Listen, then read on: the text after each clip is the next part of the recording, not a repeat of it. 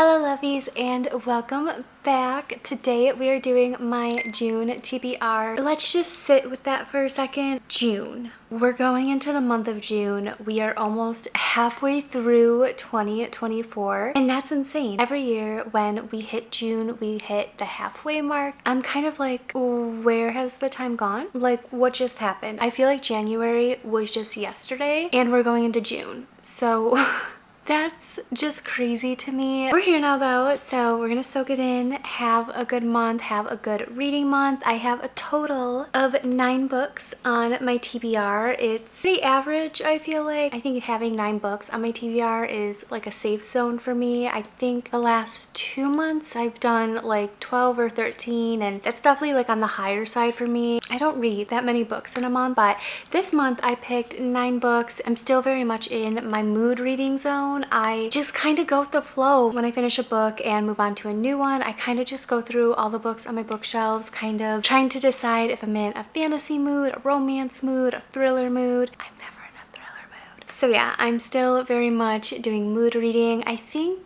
maybe next month I'll do something fun again. We'll have like my Instagram followers pick my TBR, maybe my book club will pick my TBR, but I wanted to do one more solid mood reading TBR month just because I have a ton of books on this TBR currently that are definitely following over from previous TBRs. I just can't give up on them yet. I can be so stubborn sometimes with my books. So there are a few books on here that are from previous TBRs that I'm kind of trying to push myself to read, and I'm going to ask you guys for a lot of help to basically convince me to read the books that I just like can't pick up. I don't know what it is. When it comes time to pick up a new book, for some reason I kind of shy away from the few that have been following me for the past few months. Anyways though, we have some really fun romantasy books in here, romance books, we have new releases. I think there's also like 2 or 3 new releases coming out in the month of June that are also on my TBR. We'll get there when we get there. I know there's a new Lauren Asher book coming out. Elsie Silver has new editions of her Gold Ranch series coming out. There's another release coming out in June. I know it. I can't think of it though. We are gonna hop right into it though, and we're starting off strong with a new release. This is King of Sloth by Anna Hong. This is book 4 in the Kings of Sin series. This book came out at the end of April and I just didn't get around to it in May, so I thought we would put it on to my June TBR. This is one of my go-to authors, must-buy authors, favorite authors, obsessed with the Twisted series and also eating up her Kings of Sin series. She is one of those authors for me that I just fly through her books. Her writing style is so easy and fast-paced for me. I feel like we are immediately jumping into the romance, the action, the fun. I feel like the drama and the banter in her books is so good. I love the way she writes morally gray characters. I feel like she's so good at that. King of Sloth specifically though is following Sloane and Xavier. They are our next couple to tackle in this series and honestly been waiting for them since book 1. She's basically Xavier's publicist and Xavier is like this bad boy billionaire. He's like a hot shot. Everyone's obsessed with him. He's like a playboy and just like everything you can think of. And Sloane is trying to basically clean him up, keep him in the clear with the paparazzi, the gossip columns, all that stuff. And Xavier makes it very, very hard for her. But he also finds himself falling for Sloane and it's driving him mad because he is used to girls just throwing themselves at him. But with Sloane, she's not putting up with any of his shenanigans. She is putting him in place. And I think that's why Xavier really likes her, because he's not used to having someone put him in his place. So this is gonna be so much fun. I do think this starts off as an enemies to lovers, which I feel like she writes enemies to lovers so good. I feel like that is one of her best tropes when it comes to writing. I'm not too positive on it though. I know Xavier just likes to get on Sloane's nerves and get her all riled up, so we will see what happens in this. I also love the aesthetics of these covers and spines. I think they are so just minimalistic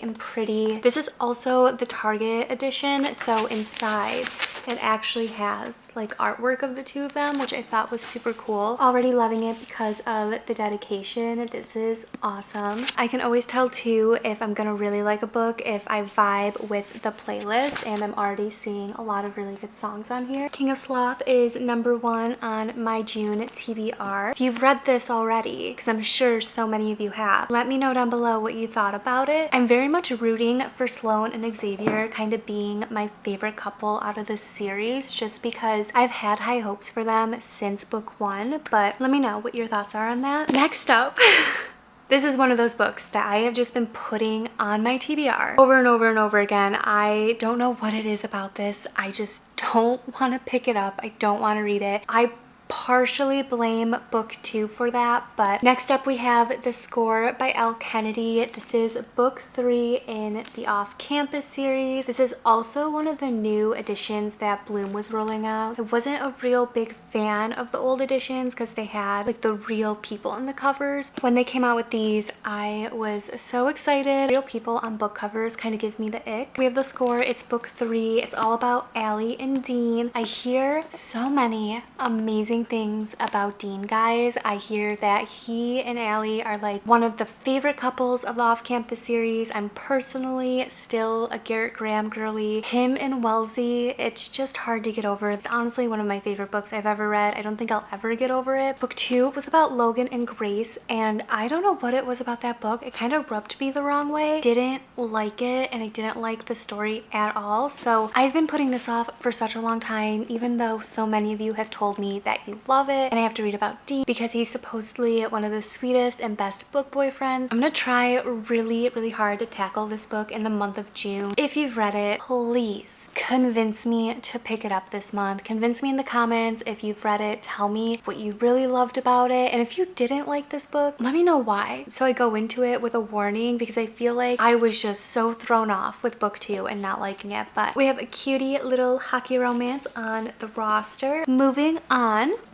we have a dark romance. This book has been following me since, I want to say November of last year is when I got it, which is a really long time, I know. I honestly don't have a problem with it or picking it up. I just haven't really been in the mood for a dark romance. I go through phases with them, to be honest. Last year around this time, I think, is when I went through a huge dark romance phase, and I was reading a ton of Emily McIntyre, and I was also reading all of the Sophie Lark books. Amazing. If you guys haven't read those books yet, highly recommend if you're into dark romance, but haven't been in like a dark romance mood in a hot minute. We're gonna try and get into it. This is Severed by Vengeance by Elle Maldonado. I'm probably saying that wrong. I apologize, but this is what it looks like. This cover specifically is actually a special edition from Probably Smut. I think they do some of the prettiest special editions of romance books, and they also do like paperback ones, and this actually might be an unpopular opinion, but I'm not a real big fan of hardcover books. I love the look of them, and especially on my bookshelves, I think hardcovers look the best, but reading wise, enjoyment wise, I definitely prefer paperback books. It's just more comfortable when it comes to reading, and I can't believe I'm about to say this and admit this, but your girl kind of likes cracking the spine of books now, which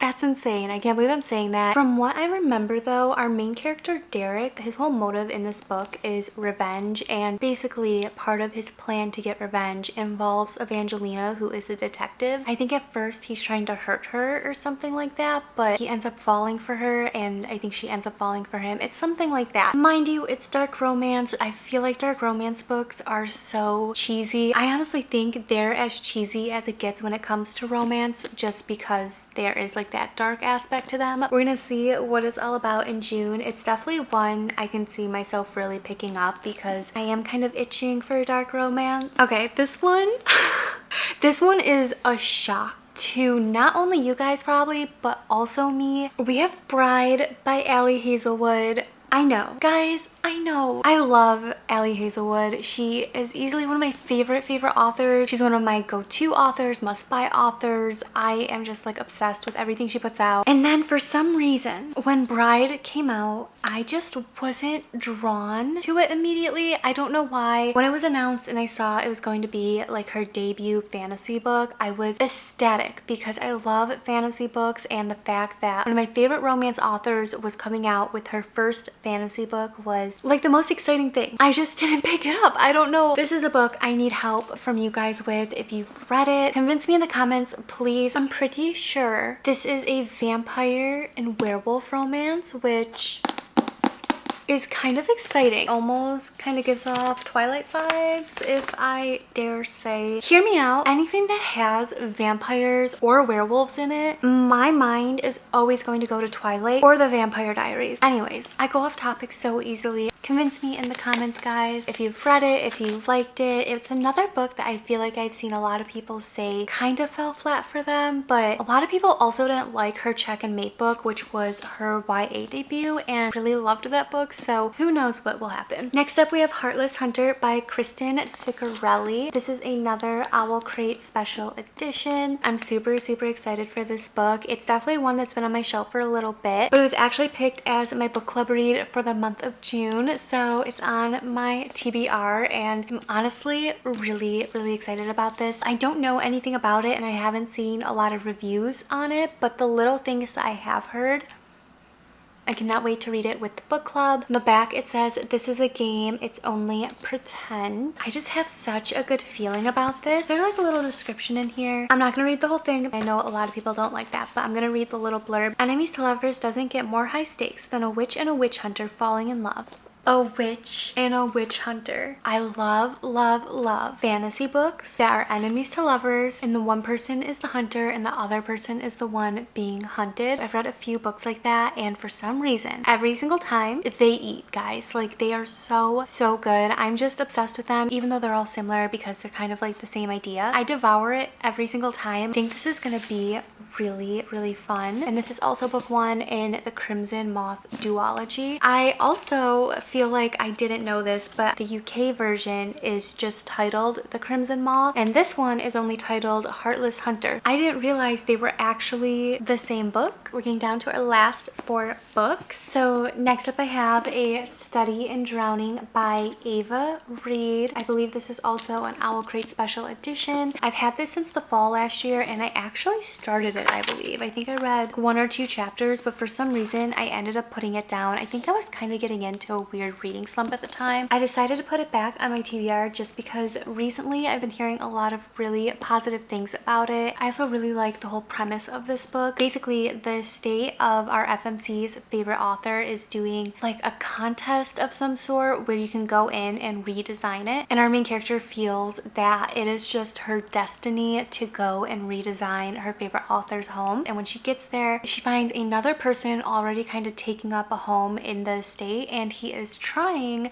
to basically prove that her favorite author is a fraud. I think they're both literature scholars, and we have a really good rivals to lovers story in here. The two of them immediately start exploring the estate though, and they're trying to basically figure out who this author really was and if he actually was a fraud. It's also a fantasy book, so there's a lot of magic in here. I think there's magic like within the estate that's trying to prevent them from discovering all the secrets. So I think this is going to be a lot of fun. I love a good rivals to lovers. I also love the artwork in the inside. I think this is so beautifully done, and our two main characters look absolutely lovely together. I didn't purposely plan on picking so many fantasy books, but I actually have like quite a few in my TBR. But we have A Fate Inked in Blood by Danielle L. Jensen. This is supposed to be a Viking-based romantasy, and that's honestly what really drew me into it because I've never read anything that revolves around Vikings. I thought this could be a really fun and interesting one to tackle. This is book 1 in the Saga of the Unfated, and on the back it says, "Her fate is inked in her blood, it's carved in her bones, this power is Freya's destiny." It says that the world in this book specifically is inspired by one of her favorite TV shows, Vikings, which I've never seen myself. I've definitely seen previews of it and it looks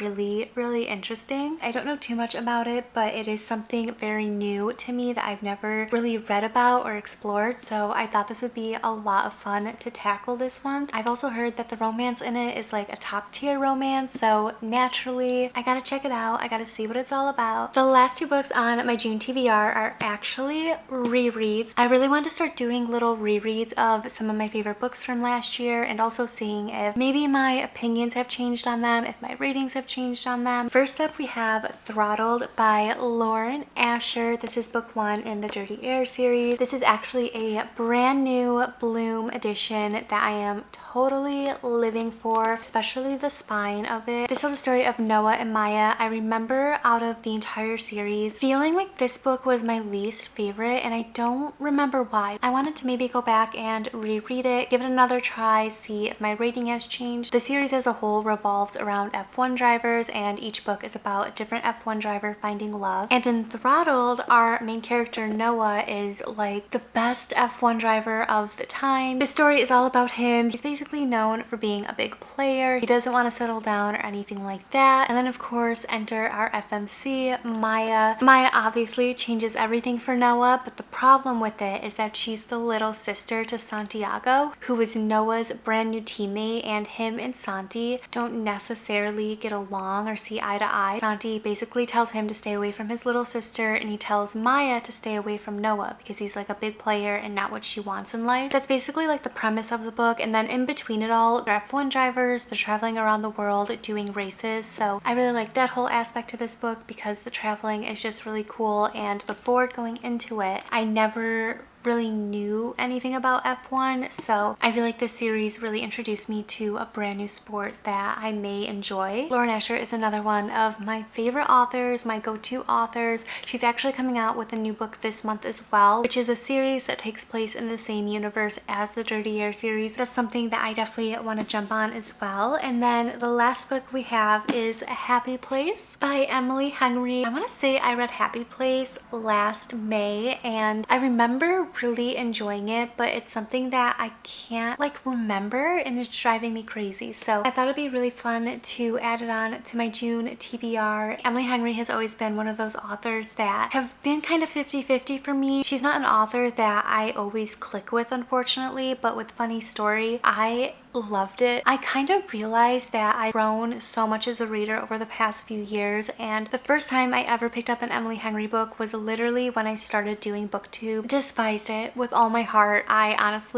don't even know if I could ever go back and reread it because I just disliked that book so much. Basically, I have just never liked her books since then. Happy Place I read last year and really enjoyed it, and then Funny Story that I just finished up, I loved it so much. I feel like because I've grown so much as a reader over the past few years, I kind of want to go through and give her another chance to see if maybe my opinions have changed, if my ratings have changed, because I definitely am finding that I'm liking a lot more books that I probably wouldn't have liked a few years ago, and books that I really liked a few years ago, they're not like my favorite books anymore. So that's the beauty of reading though. I feel like things are always changing, and it's so much fun to explore new things and new things you like. So these are all the books on my June TBR though. We have a total of 9, and then like I mentioned, there are a few new releases that are coming out that are also going on my TBR, but these are the books that I definitely will be reaching for all of June, and I'm so excited to take everyone along with me in all the reading vlogs we're gonna do. But I hope you guys enjoyed my June TBR. It's very ambitious, I know, but I have hope that I can do it. I'd love to know what you have on your June TBR. What's your most anticipated read for the summertime? I feel like there are so many fun and really good releases coming out this summer that I know I'm super excited for, and I know you guys probably have so many other books on your radar that I can't even think of right now, so definitely let me know down below. I'll see you guys in my next video.